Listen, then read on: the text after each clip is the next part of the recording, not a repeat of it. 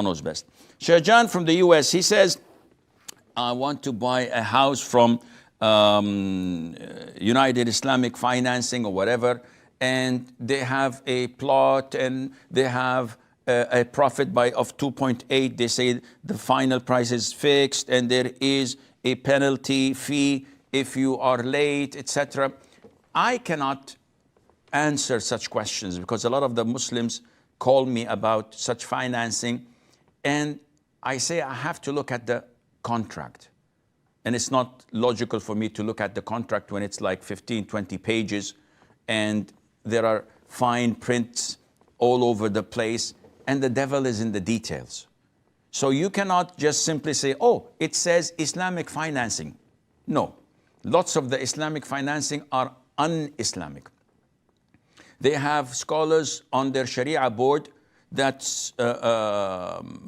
meets every blue moon, and they discuss few things that are Sharia related, and they sign and they give the verdict. How this is implemented, nobody knows, not even the scholars. They don't have an auditing system to check whether their fatwas are correctly implemented or not. So the Islamic, quote unquote, bank goes and does whatever he wants from the general corporate banking, the standard conventional corporate banking. And whenever someone doubts it and says, oh, but this is haram, this is, we have a fatwa. And nobody knows that this fatwa is on paper, it's not implemented on the ground. So I cannot say that this is halal or haram. But the most authentic opinion among scholars that the late payment fee is riba, because this is interest taken from a debtor or someone who took a loan from you. So this is interest over a debt. Now, most of these quote-unquote Islamic banks would say, yes, but we don't take this fee, the penalty fee, for ourselves. We give it for charity. It's the same concept. The loss that occurred on the one who took the loan, this loss, this interest, given to charity, given to a masjid, taken by the bank itself, it is still riba for him to pay it. Now, taking 2.8% profit over the general amount of the property, and this cannot be increased, there's no problem in that. If I have this pen for €1 and I'd like to sell it to you in installments, and I say, okay, I'll sell it to you for €2, 100% profit, no problem. This is fixed.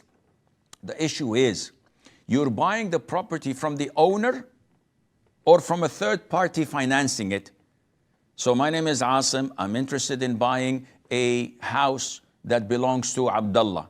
I go to Abdullah, he says $300,000 for the house. I said, I don't have it in cash. Can you take installments? He said, no, I need the $300,000 in cash. So the bank, XYZ Islamic bank, comes and says, listen, I'll buy it for you, and you pay me $400,000 instead of $300. I'll take only 33%. I don't know. I'm not good at math.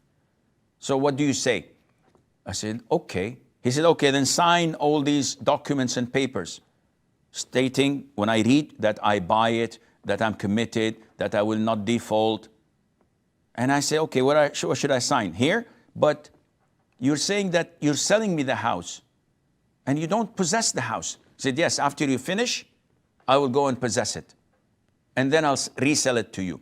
This is not permissible. He's selling me something he does not possess. So actually, he doesn't care about the house, or it's a mansion, or if it's a Veron. He cares about giving me 300,000 and I return them to him 400,000. That's it. What I do with it, it's none of his concern. No, this is not permissible.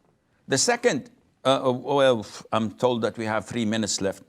So there is something called diminishing ijara, where you become a partner with the bank, you buy, and then you rent from this company, that is you and the bank, and the ownership of the bank is diminished and reduced while yours is increasing, but this needs more time. Adil